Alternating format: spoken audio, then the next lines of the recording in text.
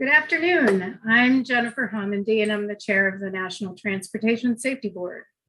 I'd like to welcome you and our panelists to our fourth roundtable focused on the importance of transitioning to a safe system approach to eliminate fatalities and serious injuries on our nation's roads.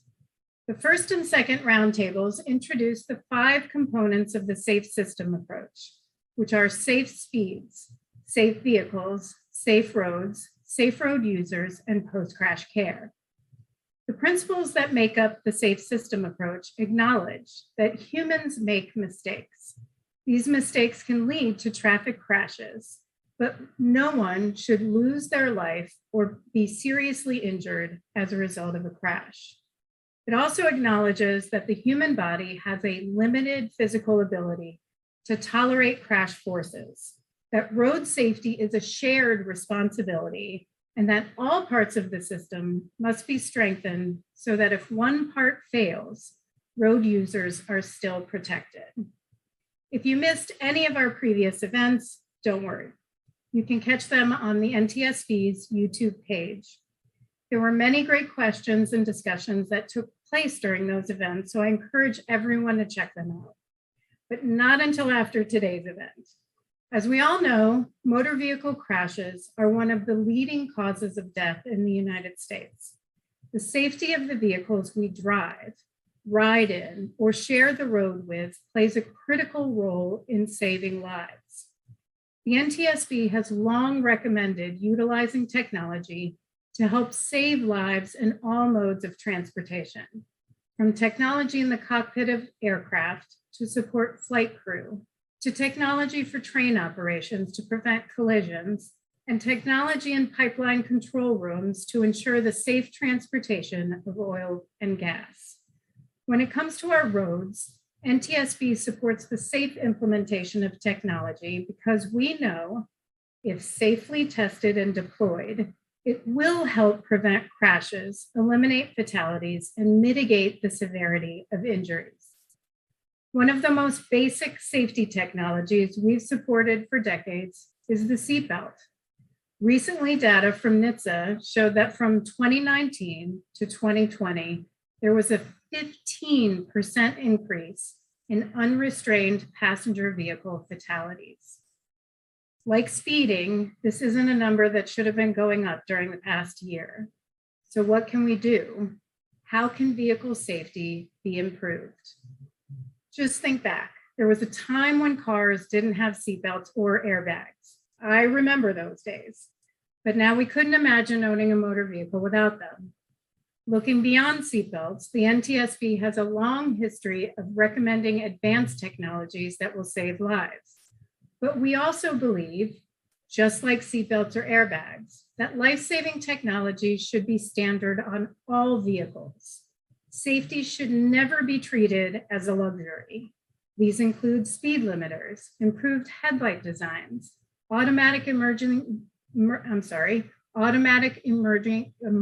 braking systems, collision warning systems, electronic stability control, and anti-lock braking systems on motorcycles, and mandatory rear seat belt laws.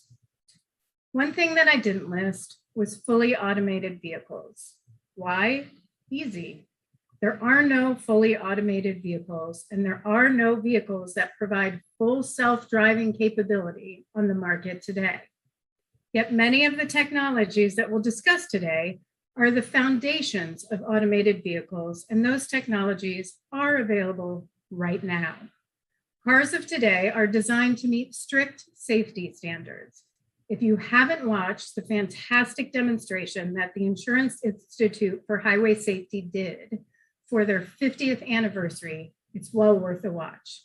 They did a crash demonstration with a 1959 Chevy Bel Air versus a 2009 Chevy Malibu.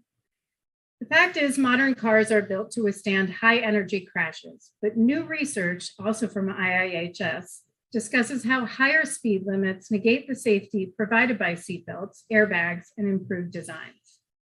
Today, as we discuss vehicle safety and improved designs, we need to also talk about how all road users, especially bicyclists, motorcyclists, and pedestrians, would benefit from safer vehicles, including the use of connected vehicle technologies.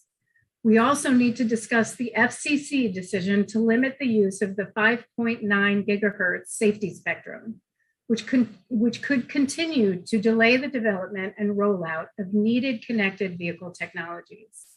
While NHTSA and the industry have been slow in developing standards for technology in this spectrum, the loss of bandwidth would likely limit the life-saving application of connected vehicle technologies overall.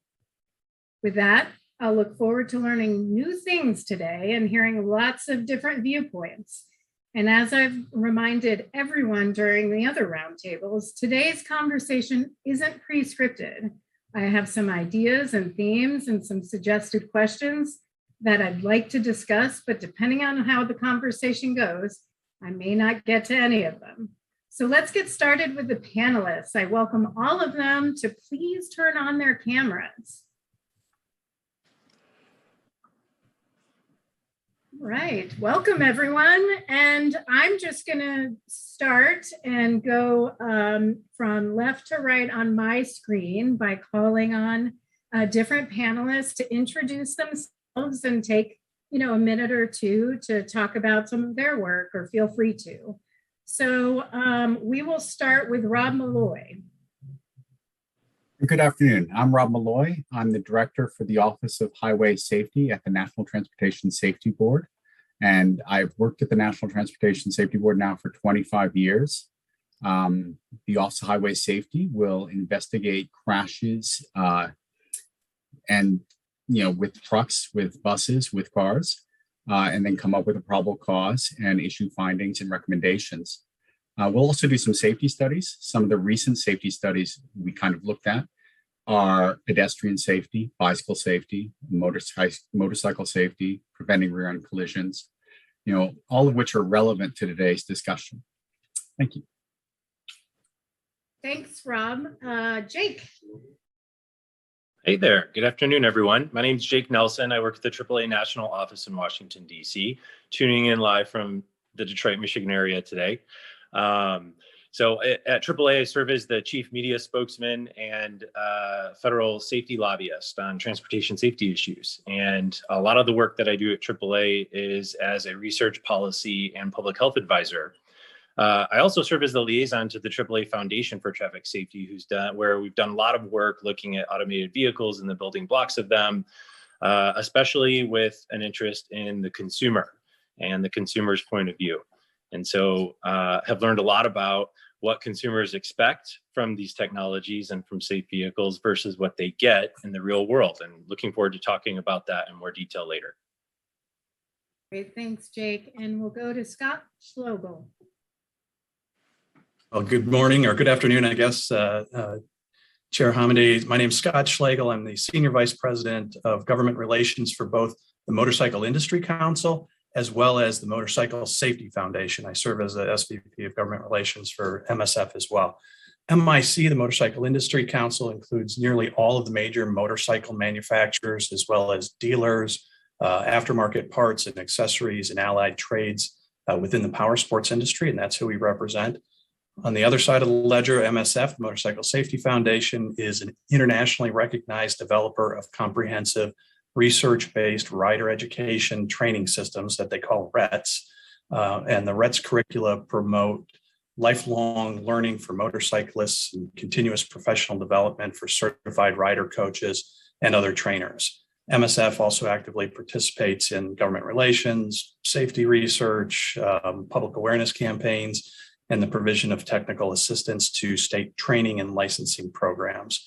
So MSF is a national not-for-profit organization. It's sponsored by BMW, BRP, Harley-Davidson, Honda, Indian, Motorcycle, Kawasaki, KTM, Suzuki, and Triumph, and Yamaha as well. So thank you, Chairman Hamidi, for the opportunity to participate today. We truly appreciate your efforts and the recognition that motorcycle industry and motorcyclists should be part of this very important discussion that we're having. So thank you. Thank you. And I should have told you all, feel free to call me Jennifer. You do not have to call me Chair. So feel free. And Scott, just so you know, I think I used your book when I took my motorcycle training class. So thank Excellent. you very much. Scott Schmidt. Yes, well, hello, everyone. I'd like to start by thanking the NTSB and Jennifer Hamidi, for the opportunity to be here and speak to you today. I am the Vice President of Safety Policy at the Alliance for Automotive Innovation. Auto Innovators, as we're more commonly known, is an association that represents manufacturers of nearly 99% of new cars and light trucks sold in the US, as well as original equipment suppliers, technology companies, and other automotive related firms, as well as some trade associations. Our collective goal at the association is to transform personal mobility to be cleaner, safer, and smarter. My personal emphasis is on the safer. In pursuit of this goal, I'm happy to be here and share with you how the automotive industry has embraced the safe system approach to crash countermeasure development. Road safety is a shared responsibility, and we stand ready to do our part.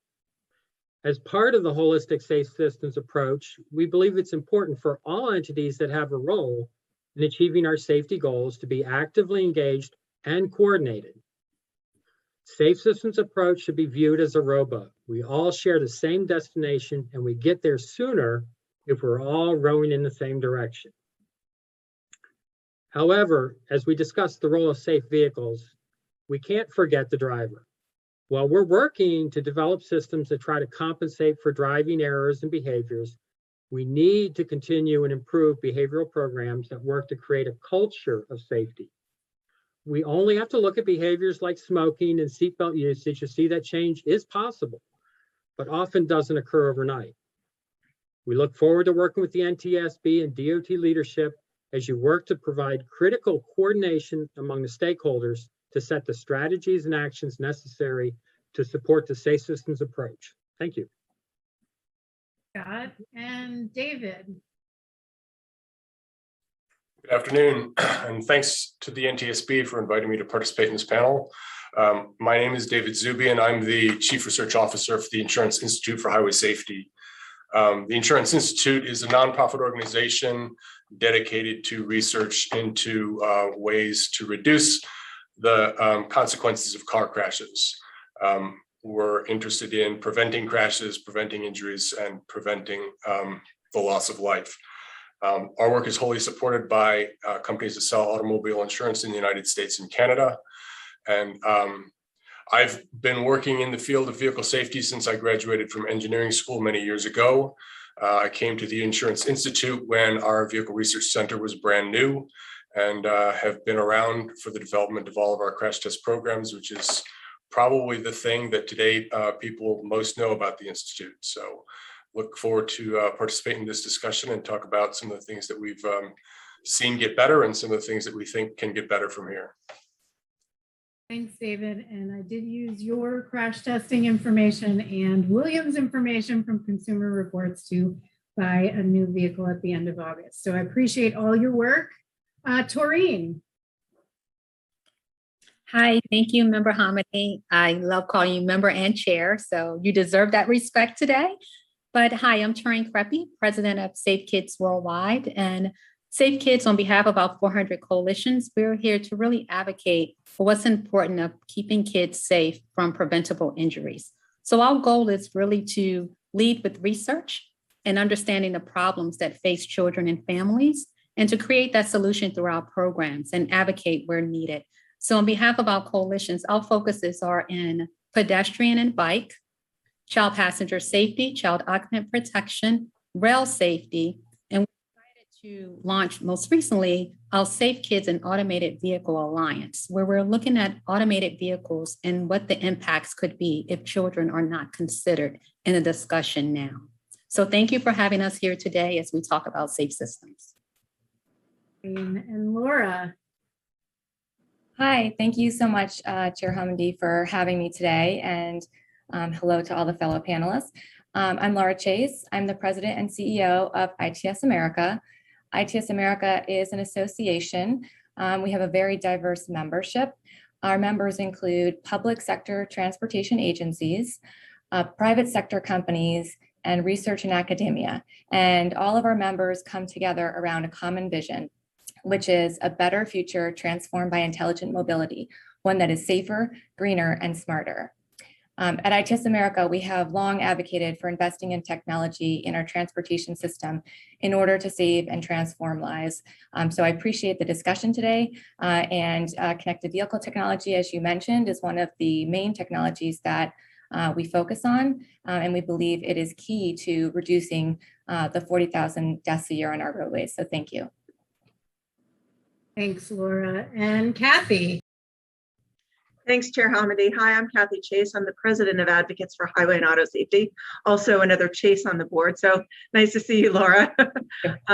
For those of you who aren't familiar with Advocates, we are a nonprofit lobbying organization.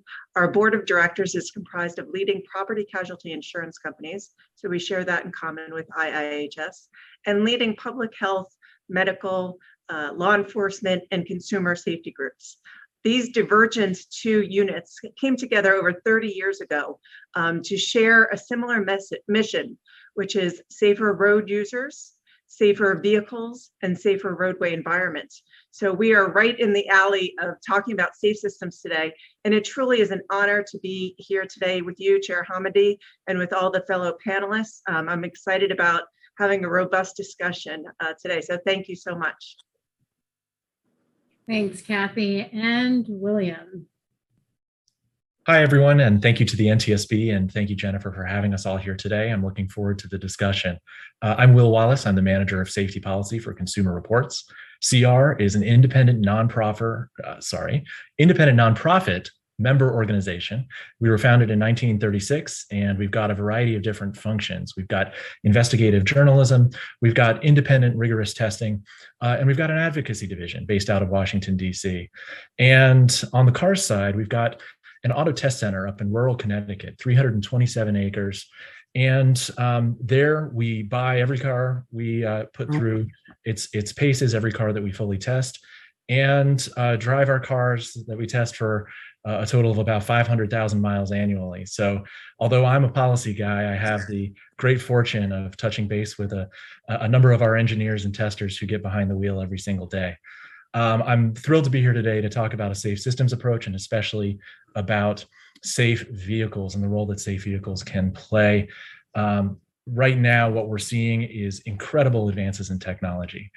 Through the years, we've seen seatbelts, we've seen airbags. CR has tested them along the way throughout the years. Anti-lock brakes, ESC, you name it. We were there to help test it and help press for it, and as was the NTSB for a long time. And so right now we're at a place where there's so much advanced safety technology available. The rapid pace of innovation has been stunning over the last 10 to 15 years, but it still remains an open question whether future vehicles will be designed and built first and foremost with safety in mind to address the massive toll of crashes on our roads. And so I hope to discuss that further today, and I look forward to engaging with all of you. Thanks, William. And I will say for all the panelists, if I don't ask a question that you had hoped I asked, or if I don't go into a direction that you hope I did, we have a few hours. Just interject and say you want to talk about something else. I am fine with that. So I'm going to start out with an interesting question. What is a safe vehicle? How would you define a safe vehicle? And we'll start with Rob and give others a little bit of chance to think about that. Thank you, Jennifer. Safe vehicle first is going to reduce the occurrence of crashes and then also reduce the severity of those crashes. And in reducing the occurrence, it's supporting the driver, helping the driver see other vehicles, supporting the driver when they're inattentive to bring their attention back to something that's critical. And some cases, maybe even preventing the driver from driving if they're really incapable of driving at the time due to intoxication. But it also is going to minimize the injury to the occupants of the vehicle and the occupants around the vehicle or the other people around the vehicle. And that'll be through seat belts, airbags, crush zones, making vehicles compatible with one another, which could be under ride guards, and then also making vehicles that are safe for pedestrians and bicyclists, and allow for that collision, which seems like it couldn't be, to be more safe, and reducing the speed of the vehicles. So those two elements, reducing the occurrence of collisions and protecting those when a collision occurs. Rob, and those are actually two areas that I do have down that I want to go into a little bit more, but keeping in line with how you define a safe vehicle. Scott Schmidt, do you want to chime in? I'll start Sure. I'm going to start calling on people. So That's fine. That's fine. No, I appreciate it. Yeah, I mean, when I got this question, well, first off, Rob pretty much covered. I have to say I agree with anything, but what I would amplify is really looking at how that definition has changed and how it's changed so dramatically, so rapidly. As you mentioned, I remember when cars didn't have seat belts. And I remember when I started my safety career at NHTSA in the 80s, we were still on just hammering on getting airbags in the car. And, I think at that point we began to see a paradigm shift, because it was now, as the NCAP program was getting energized, there was a feeling within our members that, okay, we can start putting these systems out there, the technologies were coming in. And so when you look at the classic crash avoidance, which was brakes, windshield, field of view, and such, now you start seeing all started with ABS, it became ESC, and now it's just exploded into a whole bunch of sort of partially automated technologies. And really, they're there to address a lot of the crash causes where drivers have their errors. And so I would say everything that Rob said is completely true. We've seen an explosion, and I'm very proud that our members are at the heart of it. I mean, these technologies are all invested in by our members. This was not public money. These are our members, and they're out trying to outdo each other in how safe they can make their cars. And all I can say is I'm looking really forward to the future, because it looks very bright, and the competition is intense and in the right area. And as we embark on greater levels of automation, I think there's a lot of opportunities, even when we get into the L4, et cetera. And so I think there's a bright future. And I think there's a big opportunity to look at this from a holistic standpoint, where we can actually take the infrastructure and leverage the capabilities of the vehicle with a little bit of infrastructure work, so they can do better. Lane keeping systems can get better. Intersections can be a little clearer. So I'm very proud of our heritage and positive on where we're going in terms of vehicle systems and the definition. So I think the definition is getting a lot brighter and a lot stronger. And, in 10 years from now, we'll have a completely different definition. So sorry, go ahead, Toreen.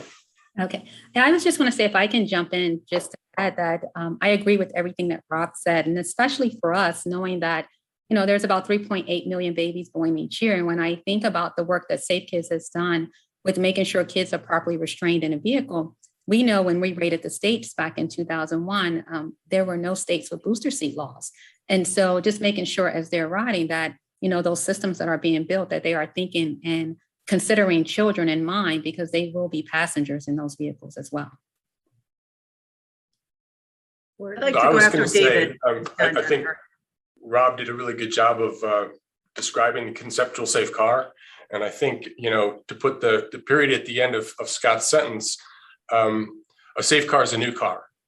And I think you sort of mentioned early in your remarks, Jennifer, about the crash test demonstration that we did that illustrates how the cars from 2009 were much safer than the cars from 1959.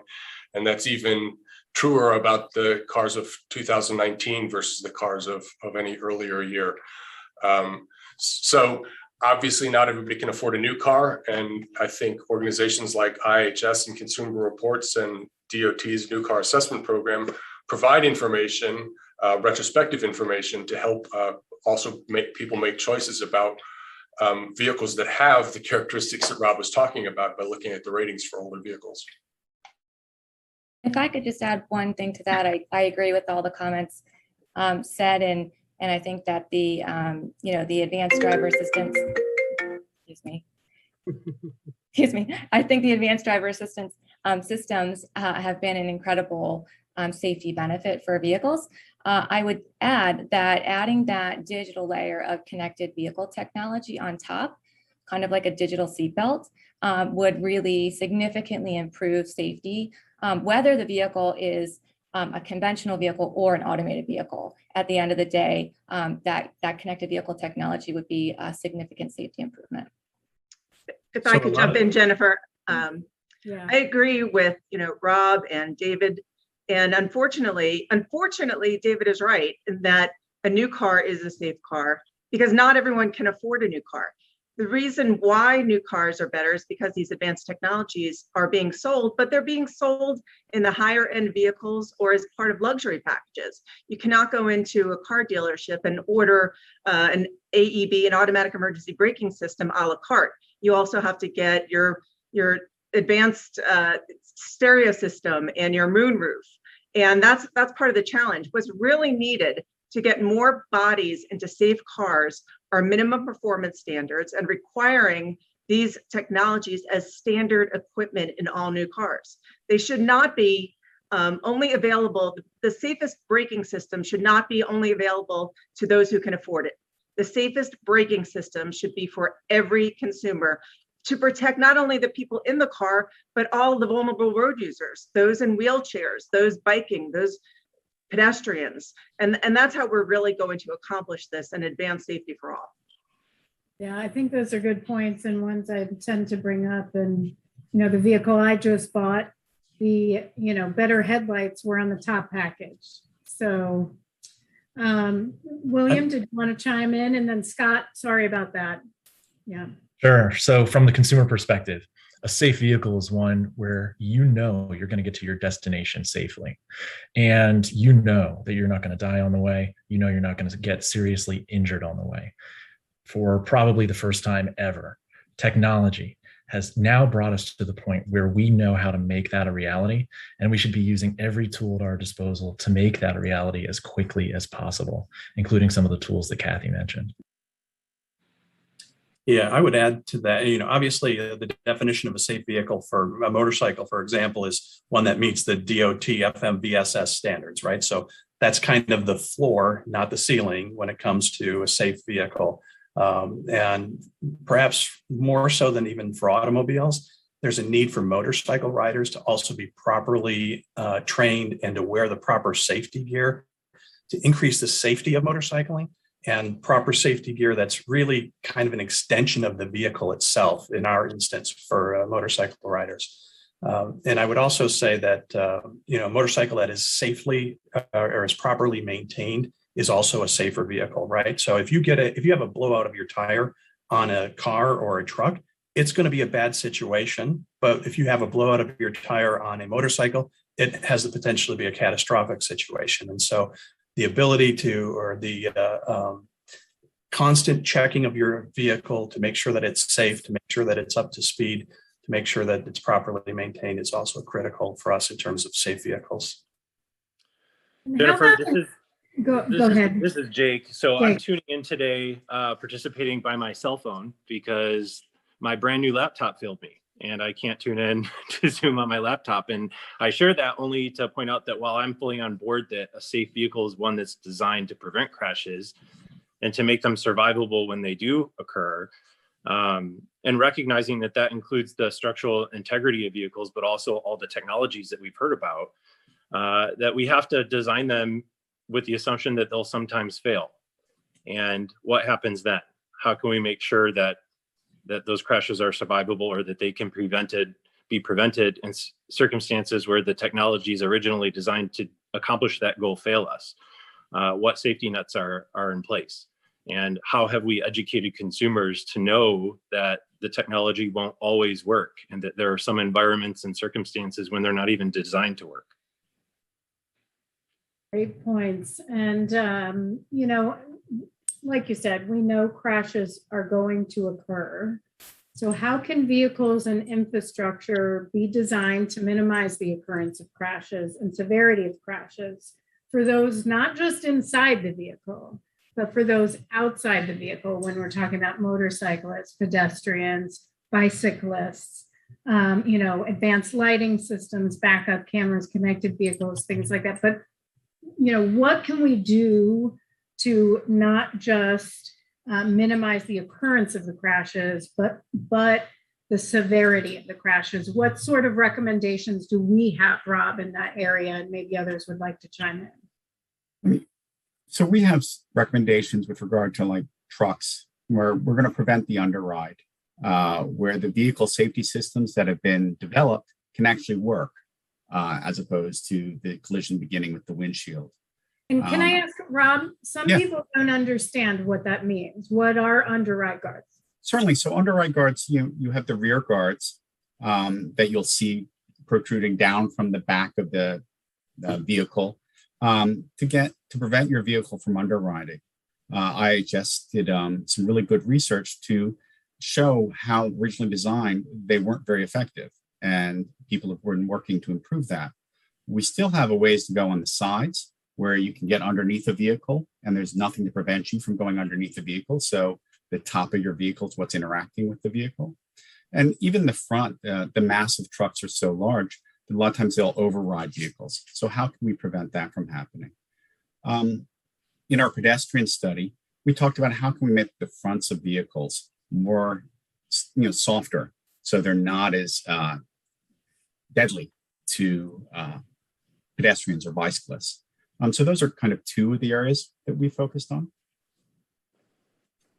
Do others want to chime in? Yes, I would love to. Chair Hamady, I would love to. I'm not shy or retiring, so you won't have to call on me. We'll go Kathy and David. I just like to, thank you so much. I just like to add what Rob said. One of the challenges with underride crashes is that when a vehicle hits the side of a truck, it doesn't stop. So the airbag, the seatbelt doesn't click in. The airbags are not deployed. And that's why these types of crashes are particularly deadly and have decapitated numerous people. Advocates for Highway and Auto Safety works with these truck crash victims who volunteer for another organization called the Truck Safety Coalition. And it's just heartbreaking when we know that there are safety fixes available. We've worked very closely in Congress. That's one of the areas advocates work. We work in the state and the federal legislative arenas and regulatory arena on a piece of legislation called the Stop Underrides Act. And we've been pushing for that for years. Parts of it were included in the recent Senate and House bills, the infrastructure bill that has garnered significant media attention for numerous months and is about to again, I believe. And it's what part of the frustration is that we have these safety fixes.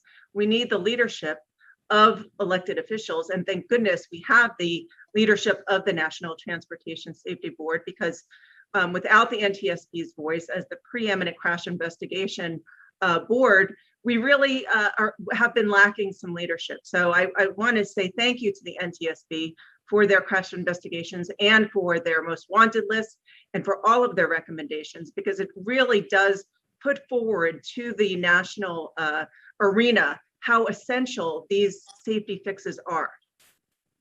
Right, and those fixes themselves, at least, and we'll talk about others, but for the rear guards and the side guards, they're not mandatory right now. So, David.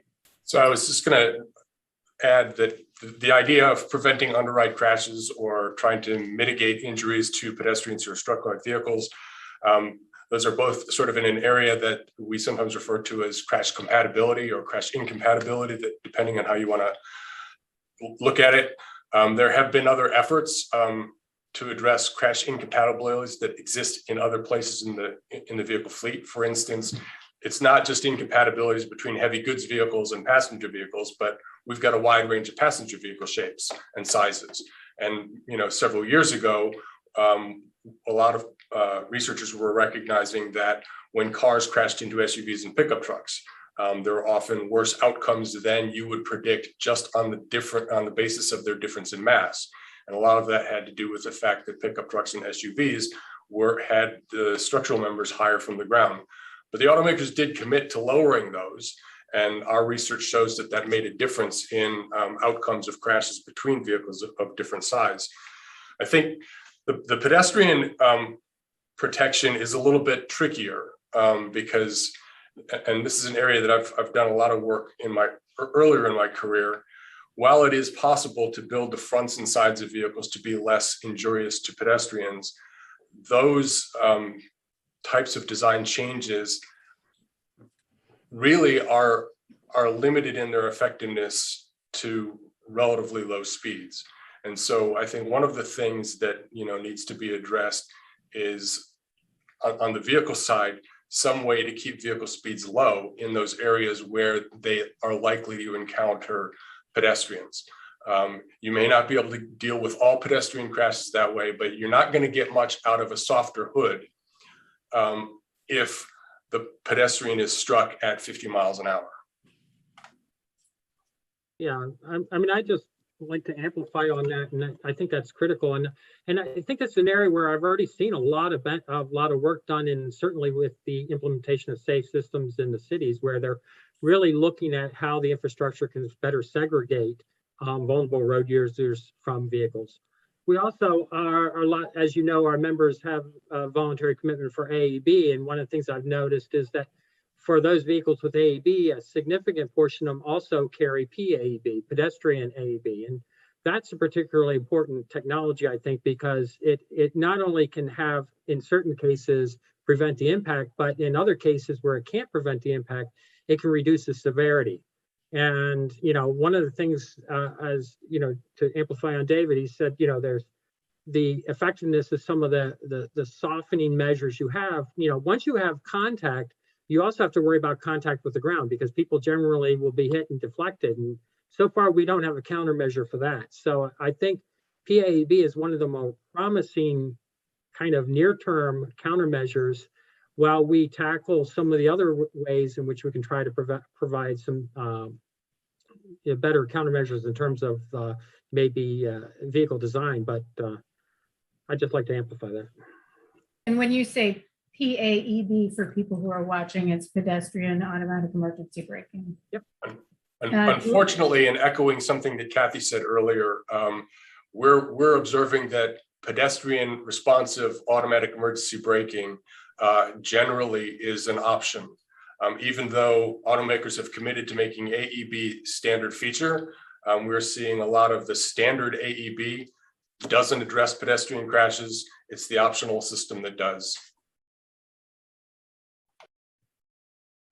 Well, David, this is Jake. I had a question for you on that. So you're going to know this better than me, but that technology, pedestrian safety technology, it relies on its environment to work properly, right? So I could be wrong on this, but I feel like 70% of pedestrian versus motor vehicle crashes happen at nighttime. And that's when those technologies don't work as well. And so it's just, unless I've got those facts wrong, an interesting sort of case of how the environment matters a lot. And, or, as an example of the infrastructure, the environment matters. And that's a technology that presumably should be designed to function and protect people when those kinds of crashes are happening most often. Yeah, your statistics are right. It's 70% of pedestrian fatalities occur at night, although a majority of pedestrian crashes occur during the daytime. Nighttime is much more dangerous. And there have been tests showing that AEB doesn't work as well at night as it does during the day. However, we've run a series of tests showing that there is actually variation in the performance at night. Some systems performing much better than others, despite the fact that there isn't light on the scene. And we know that there's technology available that could even improve that. So, one of our next steps in the area of promoting crash avoidance technology is to add nighttime requirements for our pedestrian AEB ratings. Thanks for that. Yeah, and also just along that lines is we've been trying to push to get final rollout that would allow us to provide better headlamps, which might have adaptive driving beams, which would allow you to have more side light. Because we certainly understand that, and you only have to drive at night to know how, there's a lot of times there's pedestrians on the side of the road and the car coming, opposite you, and you get a little bit of a flash, and before you know it, you realize you just passed a pedestrian maybe a little closer than you thought you should. And having a driving beam that was a little less glare because it's adapting and a little more on the side I think would go a long way. Well, this doesn't happen very often, but I have to say on that one, I agree with the auto industry. We also have been pushing for improved headlamp regulations. I think it's important to note, Chair Hamady, that many pedestrian crashes also occur outside of intersections, upwards of 70%. So when we're thinking about improving the roadway environment, we really need to expand our concept and not just thinking about intersections, because either, we've all been driving or bicycling when a child runs out to grab a ball, or, one thing about humans is that we are predictably unpredictable. And that's why the safe systems approach is so important. I do want to just take 1 second to comment on this concept of a voluntary agreement that was mentioned by Scott and briefly by David. Voluntary agreements really are not worth the piece of paper that they're written on, because number one, industry can go ahead and advance and innovate away. There's nothing stopping them. They don't need a voluntary agreement to do so.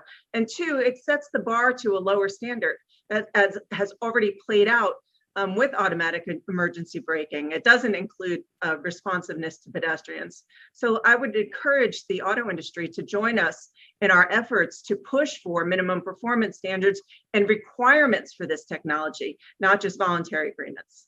Thanks. We have the same position on that. We do not support voluntary agreements. While they are a great first step, we have pushed for requirements as well. I do want, before I get back, I do want to get into technology and cost and standard technology being standard safety tech on vehicles. But before we go there, because I think we're going to get into a lot of issues there, I want to step back for a second and just for a moment talk about the new car assessment program, because I think there's actually probably a lot of agreement amongst the panelists. There may be some disagreement about the need to improve the new car assessment program. So I want to spend a little bit of time on that now. And I'm wondering, Rob or anybody else, if you want to talk about what the new car assessment program is, because our viewers may not have an idea of that. And then I'm going to throw out there, I'm hoping somebody will address what it is, how testing under NCAP may differ from what IIHS does, but then also how it differs from what Euro NCAP is, and why we need to make improvements to it. I'll be glad to start, Jennifer. For the new car assessment program, I think Scott may have mentioned earlier, the change that we used to be really seeing a lot of change in vehicle design with regard to occupant protection. And that was improving with the seatbelts and airbags. And a lot of, I think what drove that was the new car assessment program providing ratings for vehicles. And we saw vehicles with very low ratings in the beginning. We're now seeing most vehicles with very high ratings because they're getting rated. The safety board in our recommendations have called for the similar rating of collision avoidance systems. So I think that would drive innovation, and it would actually get that same level of improvement that we saw with occupant protection. And we've also made recommendations with regard to other road users, so that bicyclists would be part of the testing protocol, how well they're detected, how well pedestrians are detected. And then also a variety of scenarios for hardware you might run into, how well that can be detected. So we're really calling for a bit more expansion in the rigor of the technology for collision avoidance. I agree with what Rob said, and I'd just like to jump in because one of our board members, Joan Claybrook, a true pioneer in auto safety, actually was the administrator of the National Highway Traffic Safety Administration when the NCAP, or New Car Assessment Program, began. And while NCAP was the first program like this in the world, it now has fallen woefully behind, to your point, Chair Hamady, in terms of Euro NCAP and other NCAPs throughout the world. NCAP just experienced its 40th anniversary, was it last year or the year before? And we actually co-authored a paper with Joan Claybrook, which is on our website, saferoads.org, which both compares NCAP to Euro NCAP and also makes a number of recommendations on how to improve it, including the ones that Rob just said. And I bet most people don't realize that NCAP only tests with dummies with a 50% male and a 5% female. Surely we can have a wider family of dummies, if you will, to make sure that all people in cars are better protected. So that is one of our shining examples of how to improve NCAP, as well as adding to, adding the advanced systems, adding more consumer information. One of the things that we're fearful of is that when consumers go in to buy a car now, and they see 5 stars. I mean, let's talk about it. That's really what NCAP is. The star, when you go and you get a car and you look at the sticker on the car and there's 5 stars on it, the consumer thinks that they're buying a safe vehicle. They don't really know, I don't think anyway, that that the system has fallen behind times. And that's why it's so important. IHS has done great work. Consumer Reports has done great work. The Center for Auto Safety and Consumer Federation of America has the car book. So there's a lot of great information out there, but our federal government is lagging behind in NCAP and really does need to step up and get with the times. Yeah, Kathy, this is Jake. And I would just add, you brought up the consumer, and I think that's really important. So they probably don't know what it means, the kinds of crash dummies that are used in the rating system, and probably make assumptions that are incorrect about the speeds at which those vehicles are crashed in various ways as compared to the speeds that they drive every single day. And I'm not suggesting that those impact speeds need to be adjusted, but I think that there's more work that can be done to be more transparent with consumers to help them understand what these ratings actually mean and in what kinds of environments were they tested. Yeah, I'd like to just jump in because I think, this is an area where there's a lot of agreement. From our association, we viewed NCAP as an excellent program that if it was properly administered in a timely manner, and I realize administration changes sometimes have issues there, but it could supercharge the advancements of safety because, keep in mind that, and in fact, I'll just jump into it. We recently issued our 21st century NCAP process improvements recommendations. And really they're, first off, one of them, the first recommendation is establish long-term mid and long-term opportunities roadmap. So it's basically looking out and saying, where are the safety needs? Where are the technologies that look like they might work? And let's start moving there. So now you have a vision. And that is critical for the companies to be able to go and say, we're going to invest in these technologies because we know this is where it's going. When you have a cloudy view, members will do innovation, but it doesn't have that long-term vision and coordination. So I think the key thing is the long-term opportunities roadmap. I think there also needs to be more annual stakeholder engagement, and a little more, not just make a proposal and throw it over the fence, but more of a, here's what we're doing from a research standpoint, and having more of a dialogue with the stakeholders, Consumer Reports, everybody's on this panel. And then this third big recommendation is that they actually have a consistent cadence. I mean, that, they take these roadmaps, they update them on a consistent periodic manner. They will provide updates to the program. Whether or not there's an actual change, they at least have to come out publicly and say, here's what, where we are. And I think that cadence will provide the early vision, will provide the innovation, accelerate the innovation and the investment. And that investment's what's going to drive the deployment. And the other great thing about NCAP is by the time you get the thing through NCAP, you now have test procedures, you have safety benefits that are starting to emerge. So you're really, in essence, building a rulemaking package. And I think we see this as a continuum of how do you stimulate very early investment in technology so that the inventors are getting what they need, the technologies are coming in, they come into NCAP, they reach a certain level of maturity. At some point, the cost of the systems, because of the maturity and volumes, is now to the point where rulemaking seems to make sense. And you can put that in. And it's even a case where you could have rulemaking and NCAP at the same time, because as Kathy mentioned, the playbook here it was basically here's the reg and here's the plus, so that you could have a technology that has a baseline, so that's a very affordable version of a technology with still good benefits.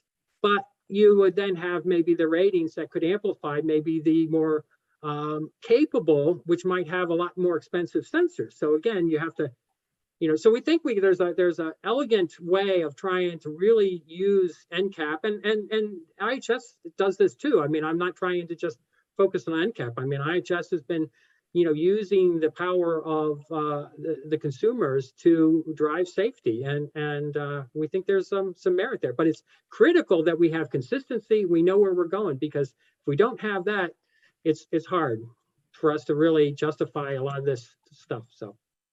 So Scott sort of mentioned this transition from NCAP into regulation, or NCAP amplifying regulation, and that is how NCAP started out, right? It was the department's or the agency's attempt to get automakers to develop safety beyond what was being required by regulation. When we started doing crashworthiness evaluations here at the Institute, we were hopeful that we could create new safety requirements that would provide some incentive for automakers to address problems that we saw in the crash statistics. Automakers would start developing those solutions, and then those ideas would be taken into regulation. For all the years we've been doing this, and we've come up with 9 or 10 brand new safety evaluations, only one of them was ever transformed into an actual federal regulation. And that's something that Euro NCAP does really well, right? Euro NCAP is working pretty well with the regulators in being ahead of the regulation.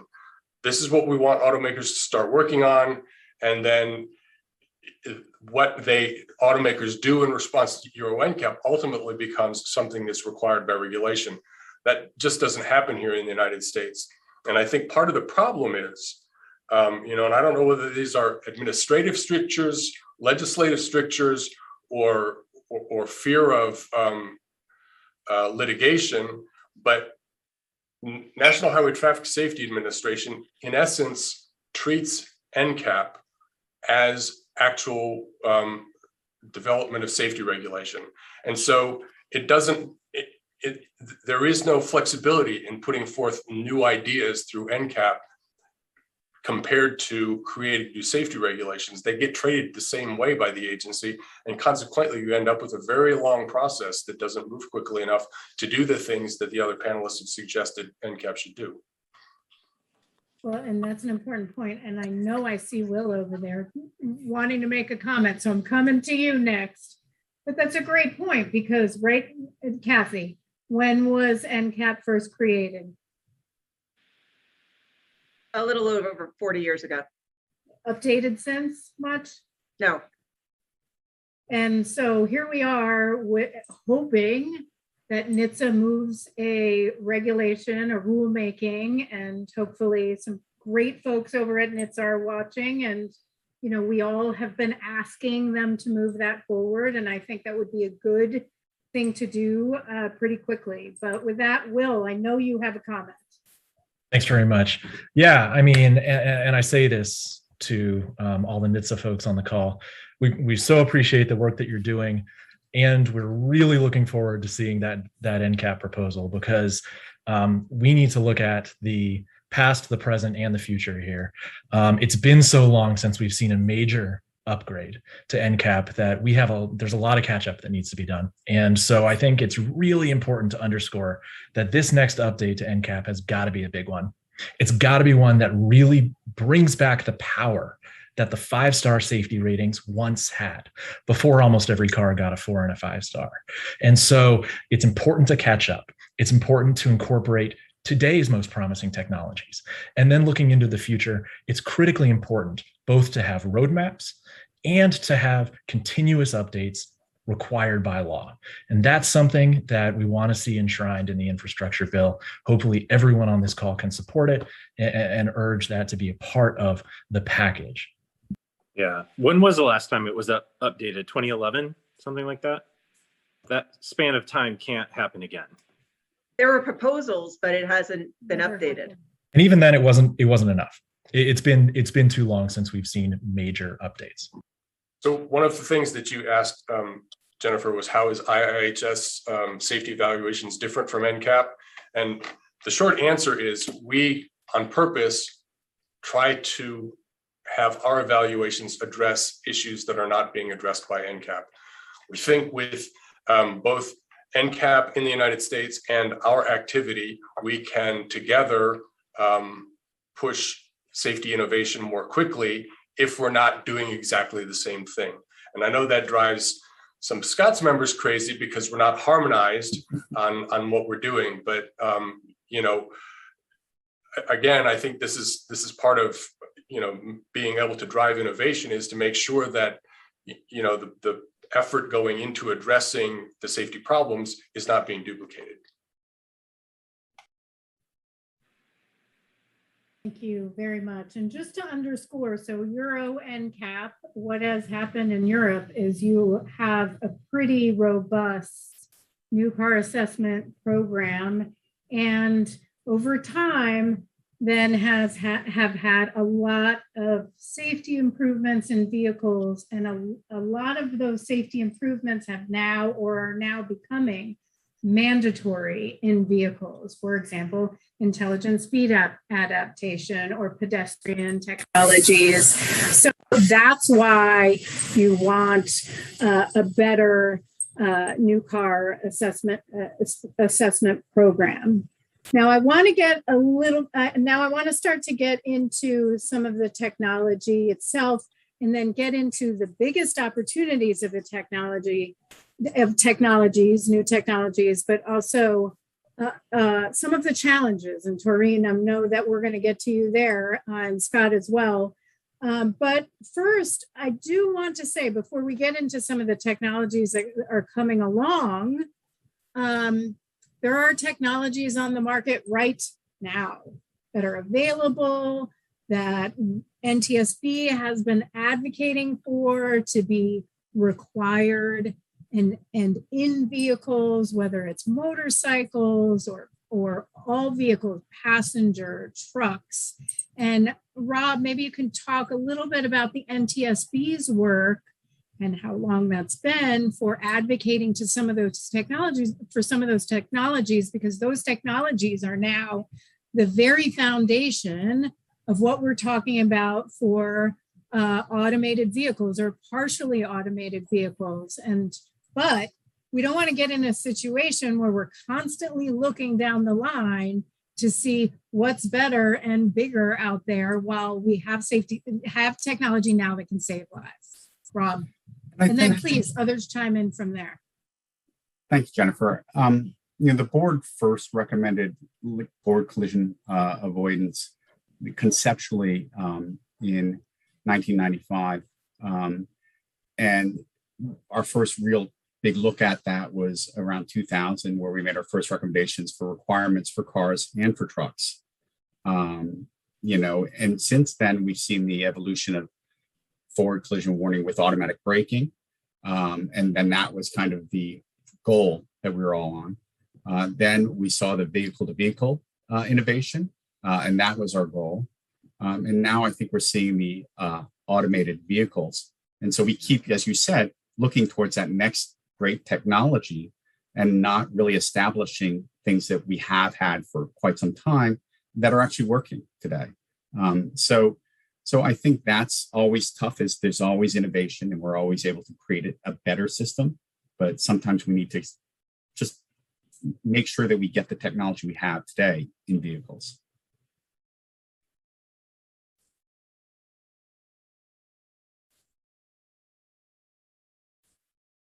Chair Hamady, we can't hear you.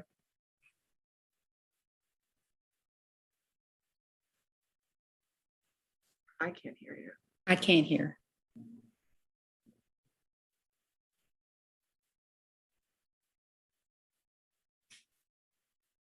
I think we've seen the same thing at the NTSB too with regard to stability control systems on heavy vehicles. And we've seen, that develop for light vehicles, but commercial vehicles are further behind. And one of the difficulties we've had with the commercial vehicles is they really almost need regulation because the voluntary sort of programs like NCAP don't exist. So I think as the technology develops, there's going to be nuances that aren't perfect, and we address those pretty quickly.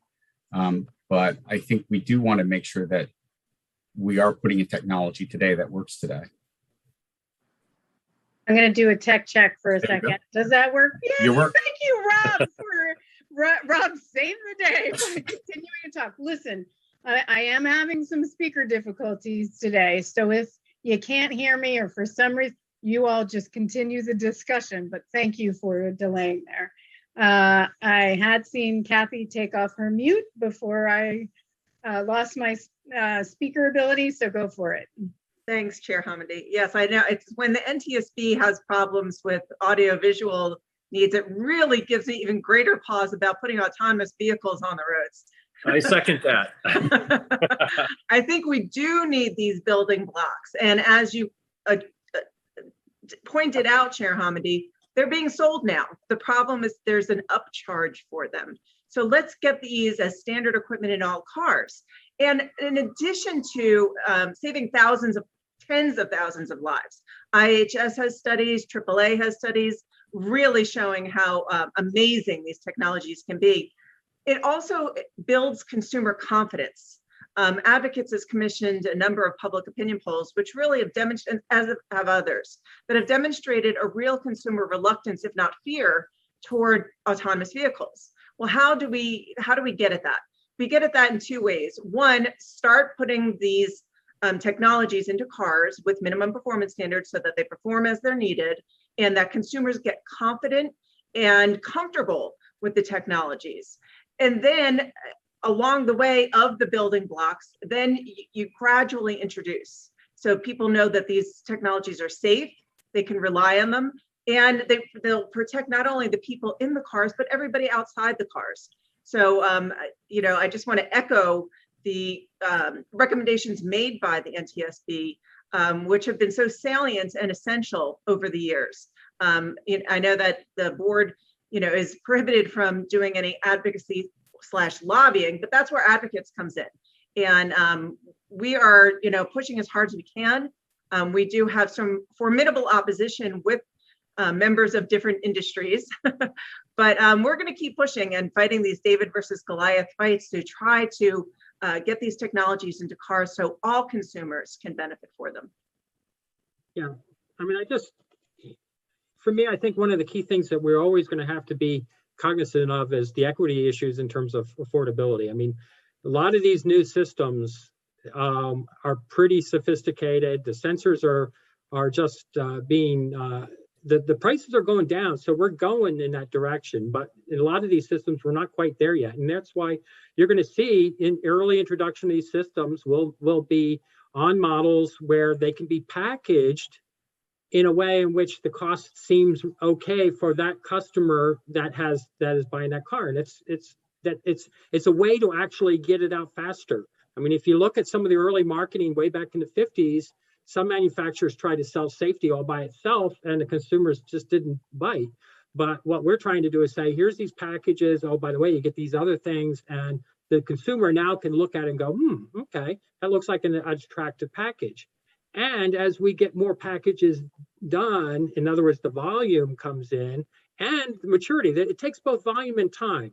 I mean, just to give you an example of what, and this is relative to automated technology, you look at LiDAR, 2015, not that long ago, a LiDAR system was $20,000 and it looked like a Kentucky Fried Chicken bucket up on it. Now they're down to $100 and are a small unit. So that gives you an idea. But when do you start locking this in? And so I think it's a very good discussion that we're having, because again, the life cycle of the technology early on, we're going to have technologies that probably will have to be to keep cars affordable, the lower level cars affordable. And remember, lower level cars, new cars are still safer than lower level and many used cars. So again, we have to look at this holistically, the safe systems approach, and say, okay, how's the best way to get these systems invested in, deployed, and you do them in a limited volume so you can make sure the customer acceptance is there. You can make sure there's a lot of reasons why you don't start off across the board trying to throw the technology at customers. We did that with seatbelt interlocks and it didn't work very well. And so had we gone a little bit slower, then we might have had them for 20 years, but that was a case study. So we want to introduce technologies in a very measured way that optimizes the ability for these to actually ultimately get out in the real world in the hands of customers. And remember that even the expensive systems become used cars, and that's helpful. So we have to be playing this balance. I respectfully disagree that we need to be playing a balance when nearly 40,000 people are being killed every year and 2.7 million more are being injured. These technologies are proven. IHS has some tremendous crash tests which show that automatic emergency braking reduces front to rear crashes with injuries by over 50%. These should be in cars now, and they should be saving lives. People are needlessly dying every day because they're not. In fact, just this morning, just a couple miles from my house, 3 people were killed in a serious crash involving 2 vehicles and a truck. The details of that crash are not available yet, but I have to believe that when we get these new technologies into more cars as soon as possible, that lives will be saved.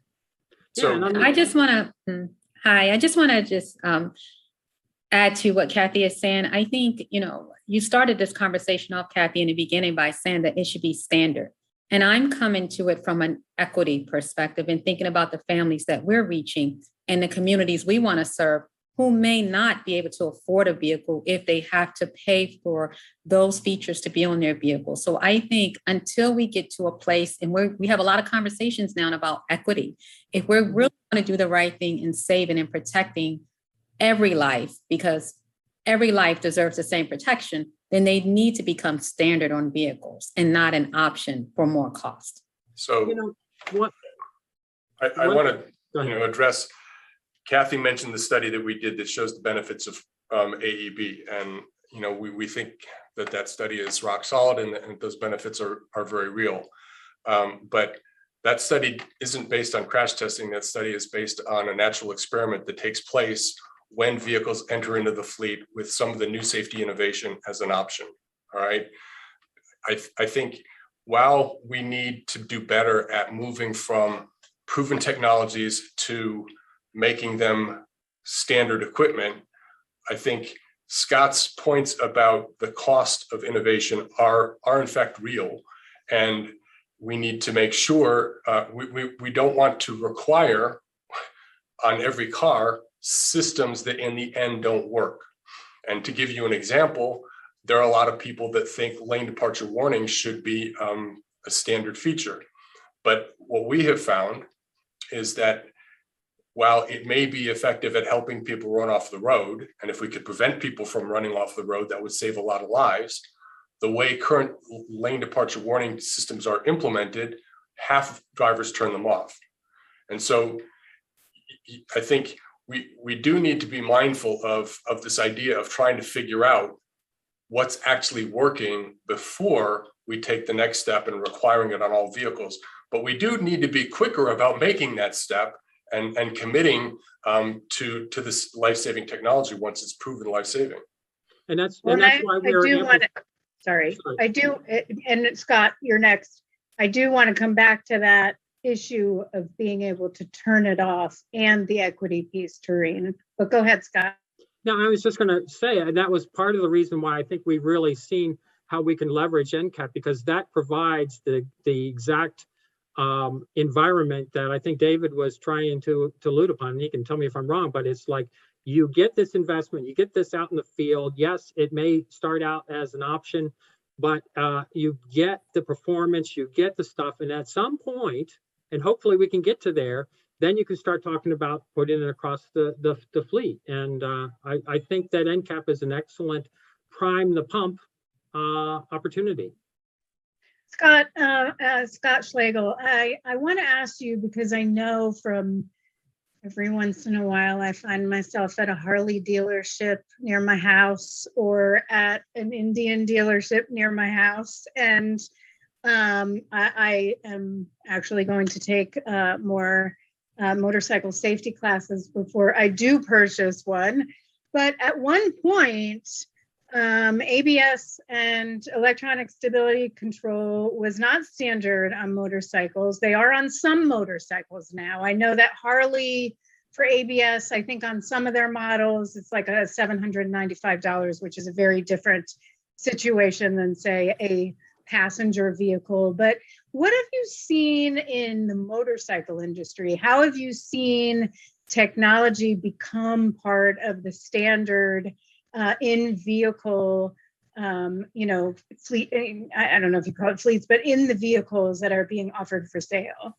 Yeah, in the motorcycles. Great. Yeah. And first of all, we hope that you're at those dealerships more often and that you actually decide at some point. And thank you for taking the MSF course.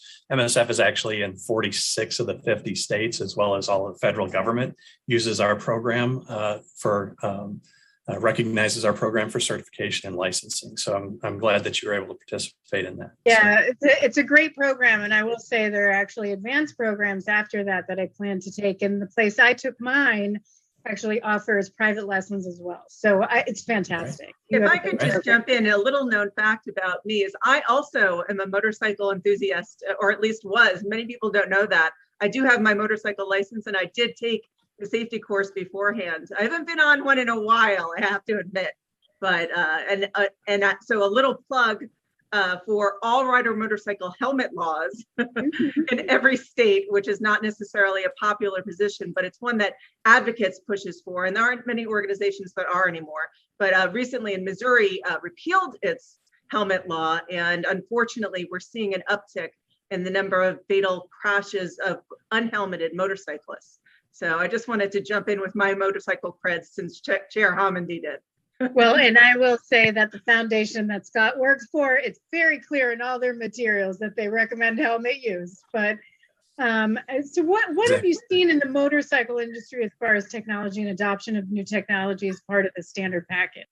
Yeah, I mean, it's not unlike what we heard from Scott and maybe from David in terms of, that technology comes out and it comes out first as an option, and then it becomes standard equipment on a lot of the bikes. And so analog brakes, I know at first when they first came out, it was kind of a luxury thing. It wasn't offered on all vehicle types and manufacturers. I think almost all the manufacturers offer it now for their street bikes. For dirt bikes, it's a little bit different story because it's the performance issue and things that they have along those lines.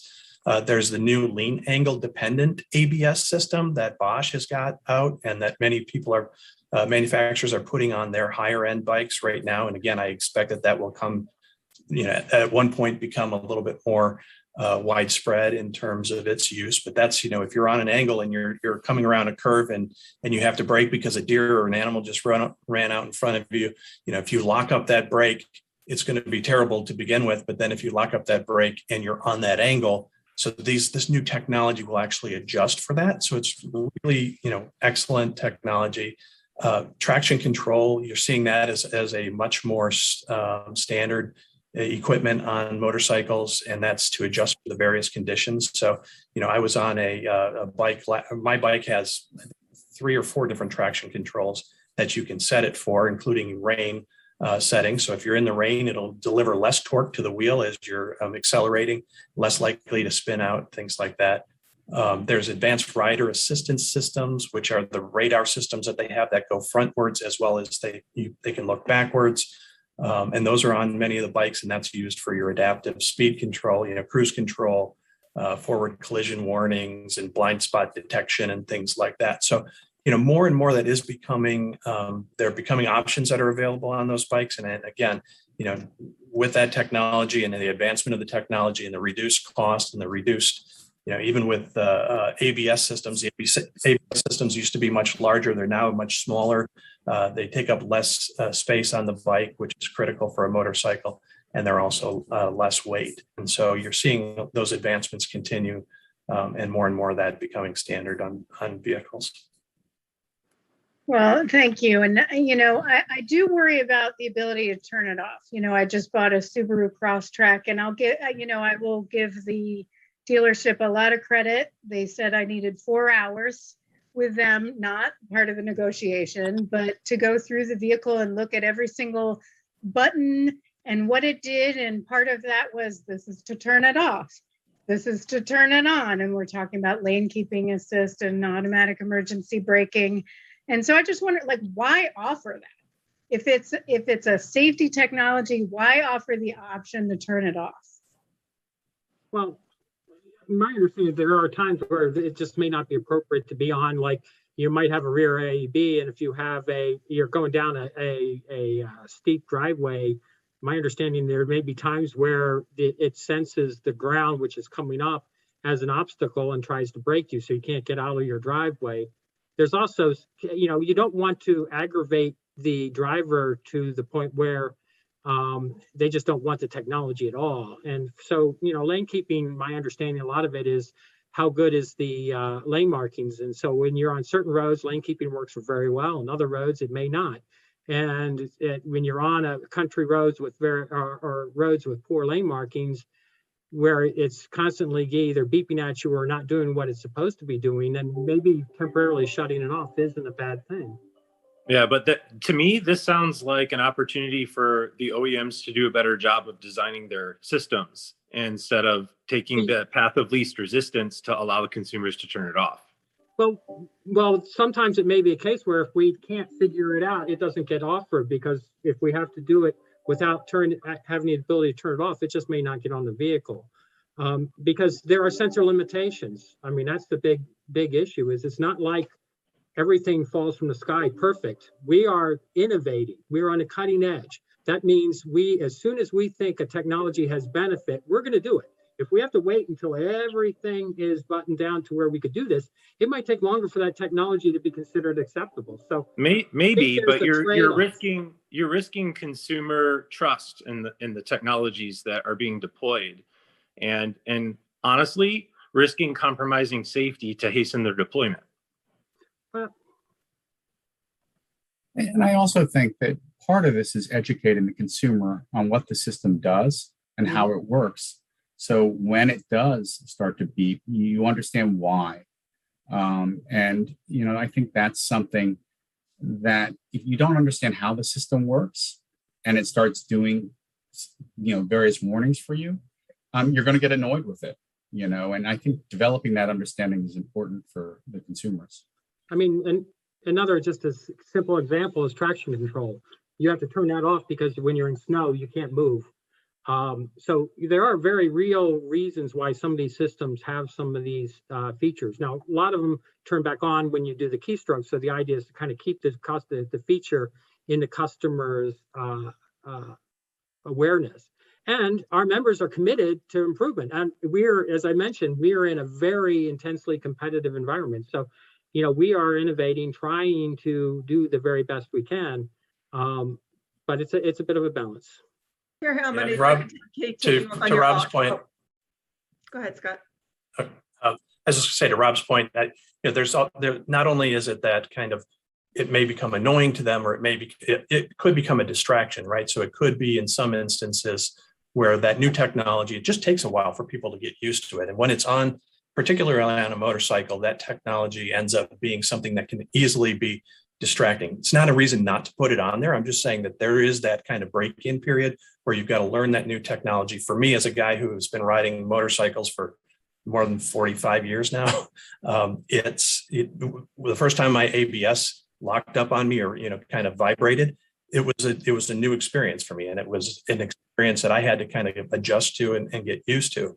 I'm perfectly adjusted to it and used to it now, but it became a distraction where I had to stop, and it triggered something in my mind, and you think about it. And when you're on two wheels, it's just, it does take a little bit of a while to get used to some of that technology, and to have that technology implemented onto it, particularly on a motorcycle, in a way that is safe, right? So it may be that it vibrates your handles, your handlebars. It may be that it sends a tone to your Bluetooth technology that you have in your helmet because you're wearing a helmet, because we want all the safety gear all the time.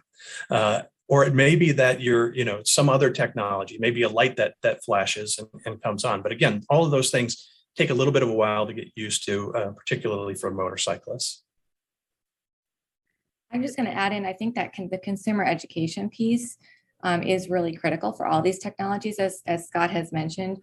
There are a lot of cars, like we said, that have these technologies. My mother, who is not what I would consider an early adopter, actually similar to you, Chair Hamady, spent time at the dealership learning about her new Subaru, and she loves the technology because they actually explained it to her and taught her. I have had experience with other people of that same age group who say, why is my car beeping at me? Why is it doing all these things? So I think that the consumer education is so important to explaining the safety behind these technologies, how they work, and then that's going to drive further consumer demand for the technologies in the fleet.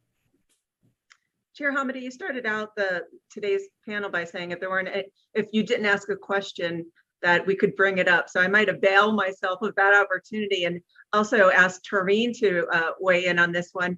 One technology that is not standard equipment but should be is passenger detection. Right now, nearly 20 children have been killed in what's called as hot car syndrome.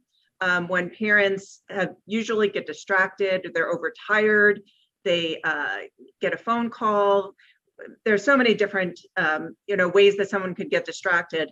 And there is technology that's extremely affordable and available and should be standard equipment in all cars, so that children who either are left in a car or even climb in. During COVID, there's been an uptick in the number of children who have climbed into unoccupied vehicles and then gotten trapped. So I just wanted to bring that issue into the conversation, because if the innovators want to innovate, this technology is there. Let's get it into cars now and start saving these children.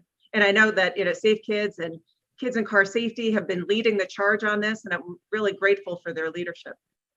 Yeah, just to add, thank you for bringing that up, Kathy. And I'm actually here in Florida today for an event of a mom who lost her child just 1 year ago at 21 months old, not at her hands for being left in the vehicle by the caregiver.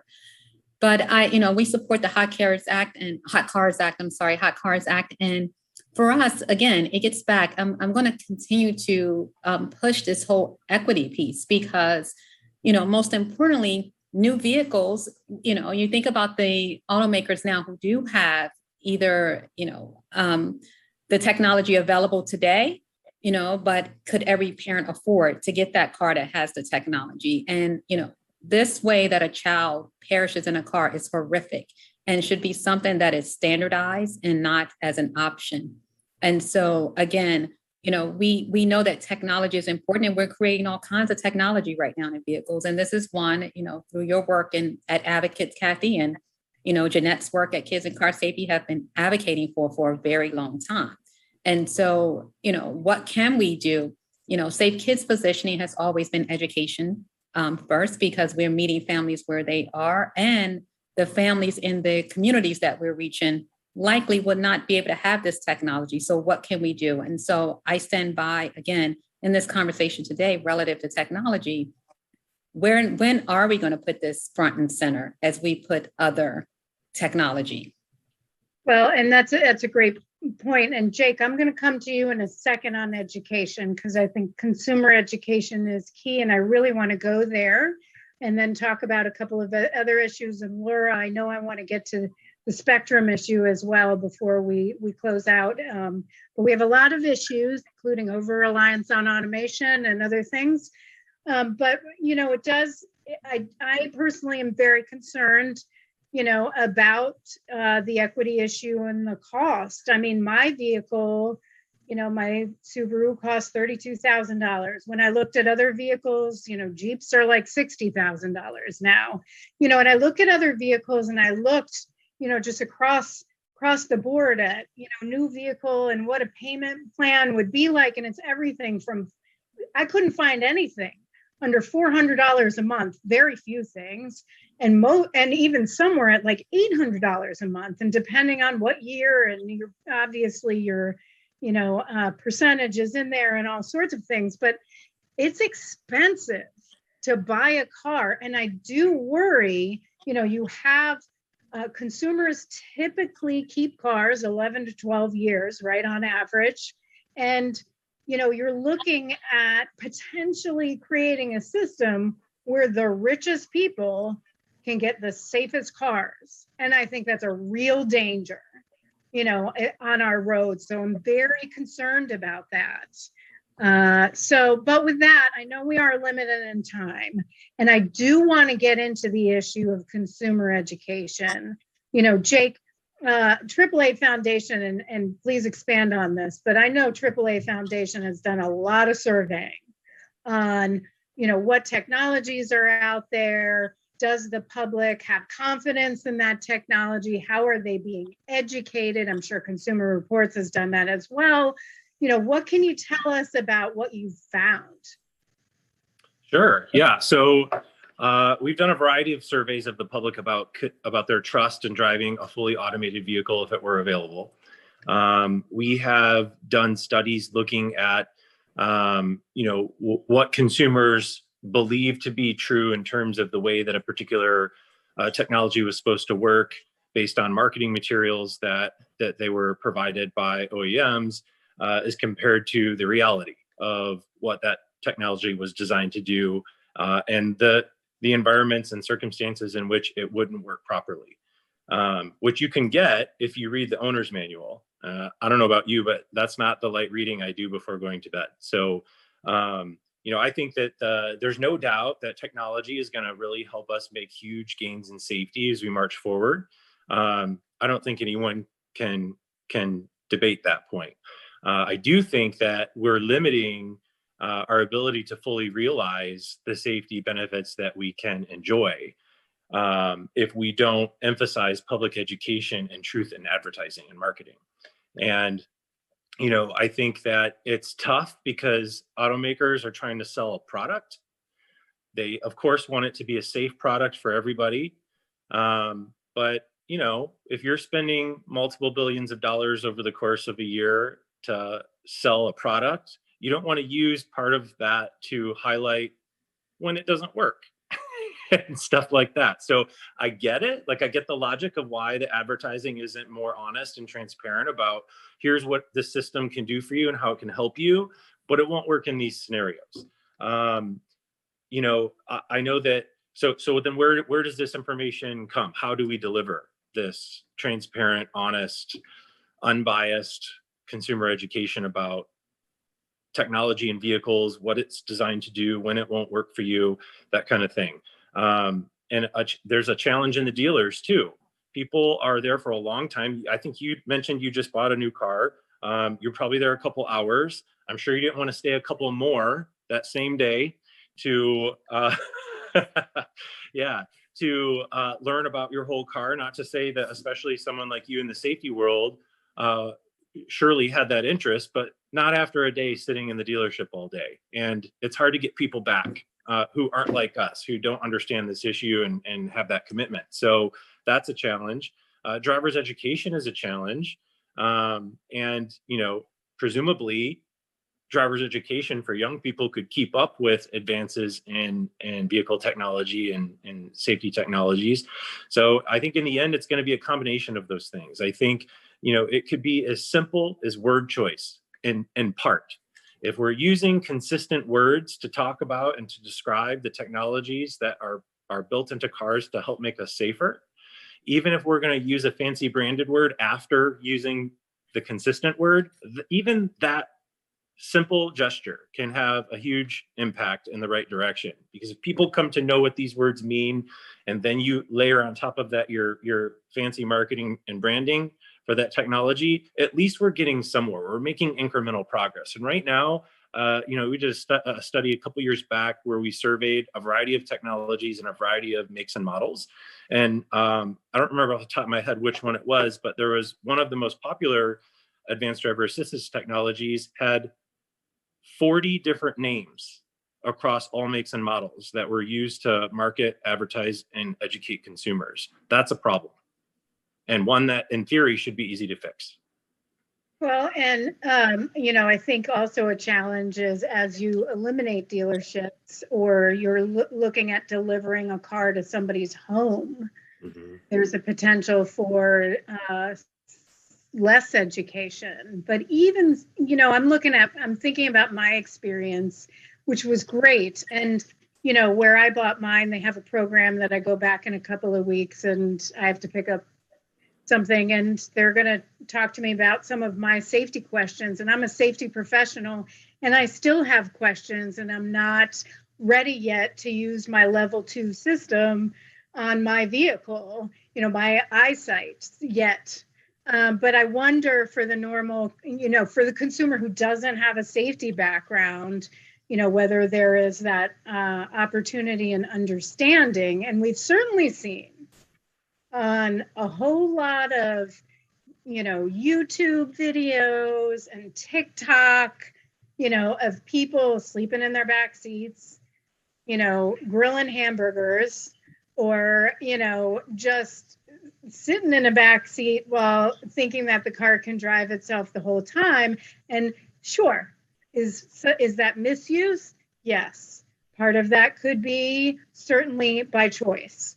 But it's also could be how it's marketed.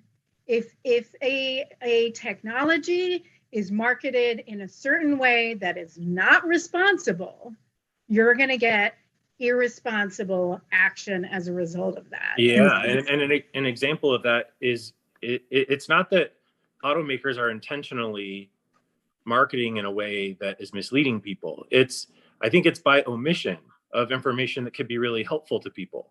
And I understand it. Like I said before, I understand that you want to use that airtime to emphasize the bells and whistles. I get it. It's not easy. I mean, we're all safety people. We get it. So if you give us the facts and data, we're going to believe it.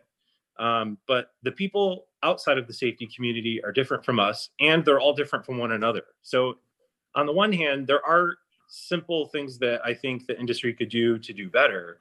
But I don't want to suggest that solving this public education issue is an easy thing to do. It is hard. Yet we have to find multiple channels to deliver the information and a way to do it succinctly and consistently so that people get it. And it's going to take some work. Well, Will, what could Will, I know you're next. What could the industry do better as far as education? But Will, go ahead. Sure. So, one thing that I have to mention is our Clearing the Confusion initiative with AAA, with IIHS, with National Safety Council, SAE, and others. This is an initiative that a number of organizations joined together to create generic names for driver assist systems, ones that our groups could agree on, and that could provide a baseline for everyone to rely on. It's now effectively enshrined in an SAE standard. And so we look forward to working together with everyone else on this call, with the auto industry, manufacturers, to help make sure that these get put into use more frequently. We think that everyone having a common touchstone is really important. In addition to that, it's also really important for the FTC to get in the game, frankly. For too long, there have been too many safety claims made that cannot be backed up. And that quite possibly may represent unfair or deceptive acts or practices under Section 5 of the FTC Act. And so we really need to see the Federal Trade Commission get in the game and start enforcing the law in this space. That's critical to make sure that everybody is safe and that marketing is responsible. Great points. Don't you think along those lines that if you market something in a way that encourages misuse and abuse, that it could potentially harm the future of innovation and all that technology can do. We're not just talking about braking. We're talking about preventing impaired driving from alcohol and other drugs. We're talking about life-saving technology for kids. So don't you think that could potentially, once we keep seeing, crash after crash after crash where there's this misuse and abuse, and things are marketed in a certain way that aren't accurate, aren't truthful, that you could essentially end up with a situation where you don't see realization of that technology? I'd love to hear that. Well, maybe I can jump in because first off, I agree with pretty much on everything that Jake said about consumer information. We certainly need to, as a holistic approach, there's many outlets for getting the message out, and Consumer Reports has been, and a lot of the people who do the My Car Does What is an excellent program. A lot of the stuff in terms of driver education curriculums is good as well. But, many of you probably know that Innovators also put out earlier this year some driver monitoring principles. And these were meant to start the conversation or not the end of the conversation. But the one thing is the very first principle is consumer information. And under that, we really are saying that, the system name should reasonably reflect the functionality of that level 2 system and not imply greater capability. And that's a cornerstone of our members in terms of their commitment to the principles. It's critical to back that up too with, that is very important. It's also critical to make sure that the design of the systems backs that up as well and doesn't lead people to think that a system is more capable than it actually is. So I think one of the things that's important to pay attention to here is that, you mentioned the dealer spending 4 hours to explain the safety systems in your new Subaru. 5 or 6 years ago, I don't think there were many dealers that were prepared to spend that time with their customers. So I think that's an improvement. In fact, when we launched our AEB ratings, we had consumers calling us, telling us that their dealer said the cars that we had mentioned in our press release could not be equipped with AEB. Well, so I think, there has been a lot of progress in terms of dealership knowledge, but I think the other aspect here is something that Jake alluded to or mentioned briefly, and that is not that many people are going to spend the time that you spent in the dealer to learn about their safety systems. And I don't think that that's entirely unreasonable.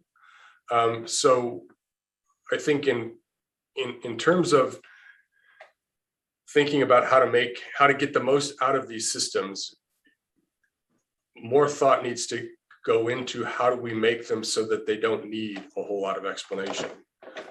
And if it really takes 4 hours to understand the safety systems, the standard language isn't going to help too much, because you can convey even less in a standardized word than you can in a 15-minute advertising ad. And Jake made the point that you need all of these things together, and I would agree with that. But I think one of the things that needs to be thought more about is how these systems can be designed in such a way that they don't require 4 hours of instruction in order to use them correctly. Well, yeah, I would agree with that. And that's where, we kind of talked about this a little bit ago, which was, well, why sacrifice or risk sacrificing safety to hasten deployment? And if a technology falls into that bucket where it takes 4 hours to learn about it, to use it for all it's worth and to avoid misuse or misapplication, then probably it's not ready to be standard equipment. Maybe that goes into the bucket of optional bells and whistles so that OEMs can collect more information to make it better and more intuitive for users. And when we get there to the point where it doesn't take a 4-hour class to understand it properly, then it can become standard. So I think that there's a way we can get both.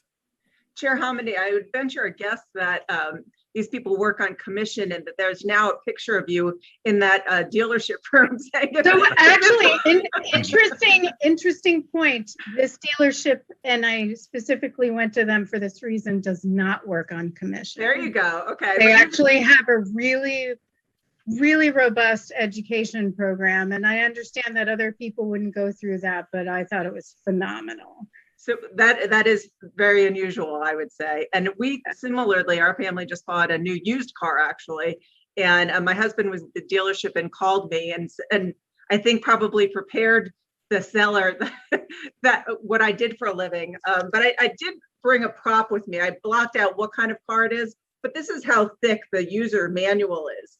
And while I have to admit, I have not even read the entire thing. I have, pigeon-eared some of the pages that struck me as being worrisome. But I think that it's really important that consumer education, of course, is important. People need to know how to use their cars properly. But it's also important that we have these minimum performance standards that create the basement, if you will, of performance, so that if a consumer doesn't do their due diligence or their homework, they know that the federal government has their back. I think that people think that now, but it's not the case with advanced driver assistance systems.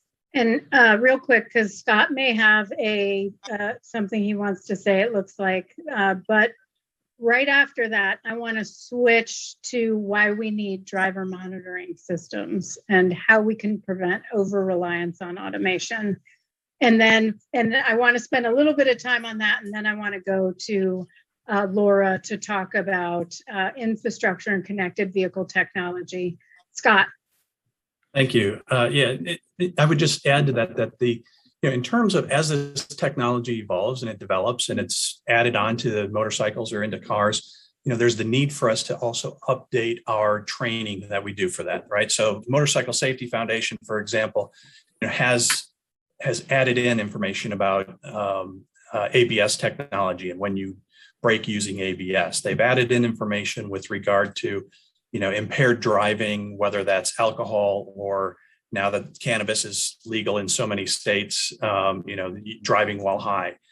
They've added in all kinds of different, we constantly have an evolving education and evolving programs that we're updating. And so Kathy, if you wanted to go back and start riding again, there's a returning rider program, right, that you can get into. But, having that technology integrated into whether it's the motorcycle training that we do or the driver's ed that is done at the for automobiles, I think is also critical.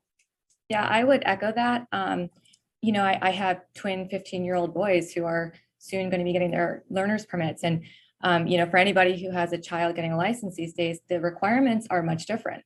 And they should be, and there's many more hours required. There's many more safety standards required. There's limits on, can they drive at night? Can they drive with friends? Can they drive with another passenger? All of those things that are to promote safety. And I think at the end of the day, we're talking about really innovative technology on the vehicle side, but that needs to be paired with the human driver's responsibility and the training and education that we can provide to the people, to the drivers who are actually operating these cars, even though I know we're talking about levels, gradations of autonomy still being operated by the human driver. Great. Can we get into driver monitoring for some time? The NTSB has recommendations on performance standards for driver monitoring systems. We also have recommendations on ODD limits, and we have recommendations on NHTSA looking at potential misuse and over-reliance on technology. Rob, do you want to start that off? I'm particularly interested in driver monitoring because I think that's getting more and more talked about amongst safety professionals and certainly in the media. Well, I've done a lot of work with vehicle automation. When I was doing research, we looked at how people use automation. And it's really the issue of it's a primary, secondary inversion, whereas the system is there as a secondary device to back them up. that switches and the operator begins to rely on the system itself to do the safety. And once they feel comfortable with that, they feel comfortable doing other tasks. We've seen it in investigations we've done with automated, level 2 automated vehicles.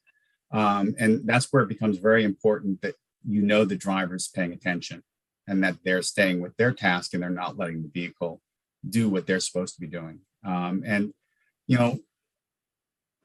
There are some things that you might think are intuitively good for detecting the driver, the steering wheel's moving, but there could be other things that would create that same feedback for the vehicle. So we really just want to make sure that there are standards, that those systems actually work to deal with an identified problem that's been a problem for a while. Yeah, between Consumer Reports, between the research that's been done, including in consortium, the experience of our testers, and advances in technology, it's pretty clear to us now at Consumer Reports that if a car has an active driving assistance system, meaning adaptive cruise control plus continuous lane keeping assistance at the same time, if you have that, you've got to have a direct driver monitoring system. And in many cases, in the most successful cases that we've seen thus far, that means a camera. So, I mean, truly. Will, can yes. I stop you for 1 second, just Sure. in case people who are watching don't understand what a driver monitoring system does? Can you talk about that? Sure. So basically, it's something to make sure that that the human driver's eyes are on the road, and so that's in the most advanced systems we've seen in-cabin cameras, and we've seen that rolled out successfully. We hope to see more in the near future from additional auto companies, and I think that it's this should be something that auto manufacturers consider non-negotiable. It's something that simply must be required if you're going to have one of these automation systems. Also, we'd like to see some progress from NHTSA, some clarity from NHTSA on the importance of these systems.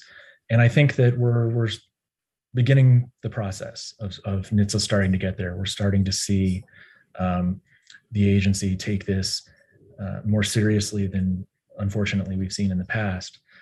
I will also emphasize that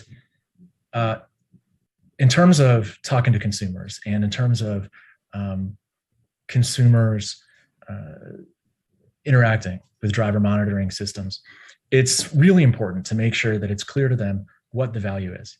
The value is to keep you alive, make sure you don't get distracted. And it's also critically important to make sure that there are strong privacy protections. This data, there shouldn't be any data collected and it shouldn't leave the car. It should be a total closed loop, and every automaker should be shouting from the rooftops that that's the case. So I think, Except for NTSB investigations, we need that data, just so you know. We're accepted from that. Who was chiming in there, David? I think in the interest of truth in advertising, one of the things that we need to point out here is, while we agree that having a camera is better than having a steering wheel sensor, we think that having a camera and a steering wheel sensor together is better. And even then, you're not really monitoring what you'd like to monitor, and that is the driver paying attention to what he's doing? So ideally, you'd have some kind of sensor in the driver's brain if you wanted to know what he's paying attention to, and the technology is not there. And so I think it's an advancement over steering wheel sensor to make sure that the eyes are on the road, but you're not really getting at that sort of cognitive part of attention that we worry about. And given that the systems that we're talking about are, as Jake described them earlier, maybe not ready for prime time and can fail, it's also important that the driver gets a sense of his responsibility by actually being physically engaged. So where we're headed in this whole area is we agree with Consumer Reports that systems or cars that are equipped with systems that automate steering and speed control need some kind of driver monitoring. That driver monitoring needs to be monitoring the driver through multiple channels of information, not just one or the other.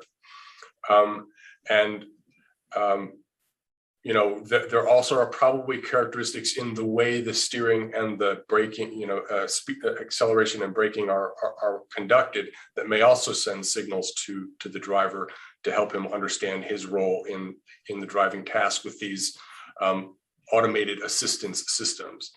And the other thing about the driver camera is it can help with some of the other distractions, right? So we think that there are advantages of getting these driver monitoring cameras into cars, not only to make sure that driver assistance systems are being used safely, but also maybe can help with some of the other distracting behaviors that drivers engage in.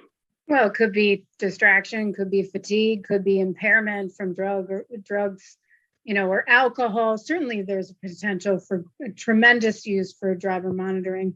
Rob, I didn't know if you wanted to add anything to that. If not, maybe you could really quickly introduce, because I do want to give Laura time to talk about spectrum. I want to talk about 5.9 and the decision by FCC. And so maybe if you can, what is our recommendation?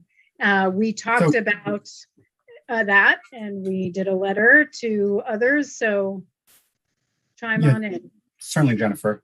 I think Scott, with Auto Innovators, mentioned earlier the importance of leading for NHTSA. And this is a case where they really, I think, did a good job of working with the auto manufacturers to develop a technology, DSRC, dedicated short range communications radios, so that cars could talk to each other. So some of the limitations of sensors like cameras and radars, such as working well at intersections or seeing in rain, there'd be a secondary system that would work. So if my car is talking to your car and we each know they work out the path, we can avoid a collision. The medium that they were doing that was the 5.9 megahertz spectrum that allowed that communication to occur. And they'd started doing some work on interference to make sure that there wasn't interference with the safety function, which is critical. Unfortunately, the FCC recently moved that spectrum and shrunk it. And that makes the question of interference much more concerning, and then also makes the DSRC work somewhat at risk because they may go to, have to move to other technologies. And we supported vehicle-to-vehicle communication, vehicle-to-infrastructure communication. We've recommended that. And we've even commented on the importance of including all users, particularly motorcycles, in that communication. And in fact, connected vehicle technologies is on the NTSB's most wanted list of transportation safety improvements. Laura, did you want to talk about that at all? Not our most wanted list, but the issue. Yes, of course. Thank you for teeing that up. So yeah, ITS America, our members, including public sector, private sector members, have all been highly engaged on this issue for a long time. As Rob mentioned, we previously had 75 megahertz of dedicated spectrum in the 5.9 band for vehicle to everything communications, V2V, V2I, V2P, all road users. V2X is, the all road users. Unfortunately, the FCC decision took away 60% of that spectrum. So we are left with only 30 megahertz of spectrum that's dedicated for transportation safety uses. What the 45 megahertz that the FCC took away, they have opened up for unlicensed device use. So there are a couple of safety issues and implications that we are working on. One is that interference, right? So there's no buffer between the unlicensed part of the spectrum and the 30 megahertz for transportation safety. So, just like you have Wi-Fi in your house and you go outside in your backyard and you can still have service, there's interference from these other devices that are operating depending on the power limits that they may use. So interference is a big issue, and we are engaged in the FCC proceeding to make sure that the limitations are put on any devices that are operating that could potentially interfere with that 30 megahertz. Another issue is we did an analysis of what V2X applications can actually fit within 30 megahertz, because the unfortunate fact is you cannot fit everything. And so there are several critical safety applications that we believe will not fit in that remaining 30 megahertz. And some of those are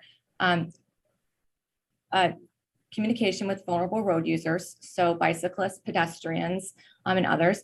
Another area is sensor data sharing between connected vehicles. And a third area is collective maneuvering, which is the ability for, let's say, automated vehicles to merge together when they're coming onto a roadway. So there are some significant challenges ahead. One area where we know that we need to advocate for is for more spectrum. So we are advocating for additional spectrum, additional 40 megahertz of spectrum to allow for those advanced applications and for evolution of the technology. Thanks very much. And I know we're running out of time, but I'm going to give, if you all don't mind, before I say all my thank yous, I want to give Taurine, a minute to just talk about, because you have this initiative right now on automated vehicles and children and looking at child safety. As a mom, I wanted to make sure you had sort of the opportunity for the last word in case you wanted to raise any significant issues on behalf of kids. Yeah, thank you, Chair Hamady. I would just say that, Safe Kids has always been a leader in making sure that kids have access to proper fitting car and booster seats and ensuring that they are used for each and every trip. But as the autonomous became more prevalent and talked about, and in some cases, in market before it should have been, we recognized at Safe Kids that there were no one talking about the importance of kids that could potentially, ride in these vehicles unattended from a parent. And so our goal was to work and to ensure that child safety needs are actively reflected in vehicle designs, regulations, laws, and educational messaging. And so Safe Kids has recently launched Safe Kids Children in Automated Vehicles, where we'll be looking at how to understand and make sure that we are putting a stake in the ground that kids are thought about in that development. And while it is, already in motion, we want to have an opportunity to address, questions through a consortium that we recently led, and prior to that, leading a blue ribbon panel. And our goal is to bring all of the relevant stakeholders together to make sure that children's safety is a part of our future mobility system. And that's really the role of Safe Kids as we, meet parents where they are and making sure they understand.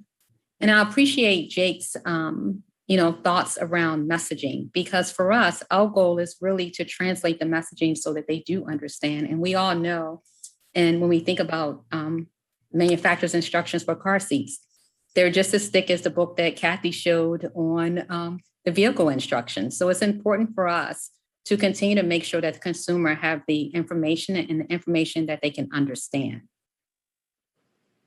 Thanks, Doreen. Well, with that, I could talk to you all forever. So of course, every time I do these, I extend it a little longer, but I think people probably would get tired of me if I got into 3 or 4 hours. I mean, I enjoyed spending my time at the dealership for 4 hours, and I'd love to spend 4 hours with you all, but unfortunately we need to close it out. And I want to thank each of you for participating and for, the great discussion. And I do want to encourage others who are watching. We are having another roundtable on October 6th, and to be determined on the subject, but we'll make sure that we get the information out on that on both Twitter and LinkedIn and our other social media venues. But I do want to, before we close out, thank all of my colleagues at the agency for their tremendous work in putting these together. And it is a lot of preparation, a lot of work to put this together. And especially when you think about me coming in and saying, I want 6 or 7 of them. So I do want to thank in particular, Rob Malloy, our director of the Office of Highway Safety. Thank you for all your work. Stephanie Shaw, Leah Walton, and I see Brian Delaney here as part of our safety advocacy team. Darlene Hatchett and Eric Weiss from Safety Recommendations and Communications, and of course, media. Eric Strickland and Stephen Stadius in my office, and of course, James Anderson, Deidre Esters, and Carl Perkins, who are all part of making sure all this technology here functions. So thank you all for participating, and I look forward to continuing our conversations on safe vehicles.